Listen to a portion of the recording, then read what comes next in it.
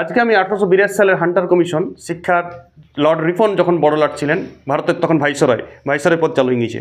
আমরা সবাই জানি 57 সালের পর থেকে ভাইসরয় পদ চালু হয়ে গিয়েছে।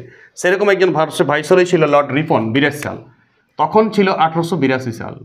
লর্ড রিপন ভারতের ভাইসরয়, আর গভর্নর জেনারেল নাই বাবু। হ্যাঁ, ওইলা পরে একদিন ক্লাস দিয়ে দেবো কখন থেকে গভর্নর জেনারেল থেকে। লর্ড রিপন, লর্ড লিটন, তাদের ভূমিকা বিরাট ইম্পর্টেন্ট। তো লর্ড রিপনের আমলে একজন শিক্ষা সচিব এসেছিলেন। কী নাম? হ্যাঁ, শিক্ষা সচিব। ইয়ার নাম ছিল উইলিয়াম হান্টার। শিক্ষার বিষয়ের একজন বিশারদ ইংল্যান্ড থেকে পাঠানো হয়েছিল ইয়াকে, এবং ইয়াকে রিসার্চ করার জন্য যে শিক্ষাটাকে আরও উন্নতি করার জন্য তোমার মত দাও, ভারতবর্ষে কী করে শিক্ষার আরও উন্নতি হবে। সেই উডের ডেসপেচ করেছে এখন মোটামুটি 54 সালে। এখন প্রায় 18-20 বছর হয়ে গিয়েছে, 2টা দশক পেরিয়ে গিয়েছে। তো ওই প্যাটার্নে চললে তো হবে না, আরও কিছু নতুন কিছু কাজ যায়। সেইটাই রিপন মনে করেছিল। রিপনও একজন খুব সুদক্ষ ভাইসরয় ছিল এবং ভারতের শিক্ষা ব্যবস্থার উন্নতির জন্য অনেক কাজ করে গেছেন। তো উনি লাগাইছিলেন উইলিয়াম হান্টারকে, এবং উইলিয়াম হান্টার 1882 সালের ডেট আছে কি, 1882 সালে কয়েকগুলা সুপারিশ দিয়েছিল এই রিপনকে। যেমন উডের ডেসপেচ চার্লস উড কাকে দিয়েছিল সুপারিশটা? ডালহৌসিকে। ম্যাকলে কাকে দিয়েছিল? বেন্টিংকে। যে যখন ভাইসরয় তাকে দিয়ে এই জন্য ভাইসরয়গুলো মনে রাখলে ইতিহাস অর্ধেক পড়া হয়ে যায়। তো এবারে এই সুপারিশগুলো শুনো, যে ওইগুলো যারা উডের ডেসপেচে যে গ্যাপ ছিল সেইগুলো পূরণ করবে কি। প্রথমেই বললে যে সরকারি নিয়ন্ত্রণ তুলে নাও স্কুল কলেজ থেকে। সরকারি নিয়ন্ত্রণ তুলে নাও। নিয়ন্ত্রণ মানে টাকা পয়সা সব দাও। এই নিয়ন্ত্রণ তুলে মানে যে টাকা দেবো না এমন না, তুলে নাও ফার্স্ট। সরকারি নিয়ন্ত্রণ বলতে গেলে যে ম্যানেজমেন্ট কমিটিটা পাবলিক করে দাও। প্রধান শিক্ষক দেখবে, প্রধান শিক্ষক স্থানীয় মানুষরাকে নিয়ে দেখবে, কমিটি করে দাও, এবং প্রধান শিক্ষক যেভাবে চালাচ্ছে সেভাবে চালাক। সরকারি নিয়ন্ত্রণ স্কুল কলেজ থেকে তুলে দেওয়া হোক ফার্স্ট। নিয়ন্ত্রণ তুলে দেবে মানে টাকা দিবে, সব দিবে, হেল্প করবে সব, স্কুল কলেজ খুলবে সব, নিয়ন্ত্রণ তুলে দিবে। বুঝা গেল? 2 নম্বর, স্কুল কলেজে সরকারি অনুদান, অনেক সরকারি অনুদান বাড়াইতে হবে। সরকারি অনুদান বাড়ানো হবে, বলেছি অনুদান বাড়ানো, ঠিক আছে? বাস।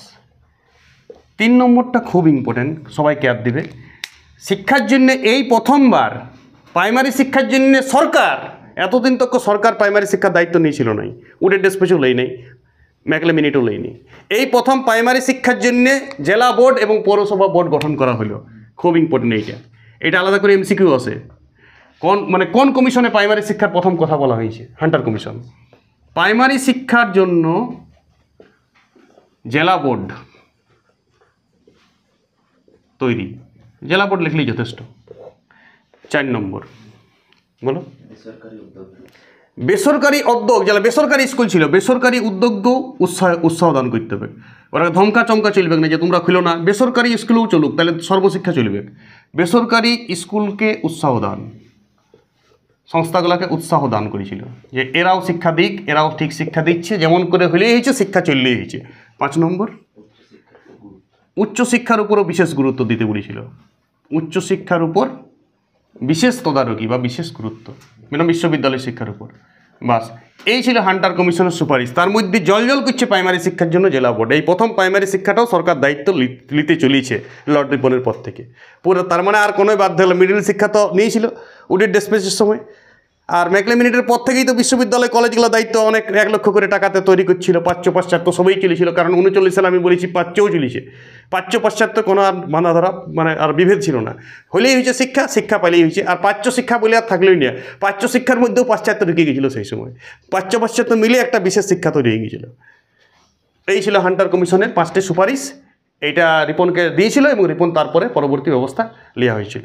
ওকে, এটা 2 নম্বর জন্য আসতে পারে কোশ্চেনটা, বা 4 নম্বর আসলেও তোমরা লিখে দেবে হান্টার কমিশনের সুপারিশ। ওকে।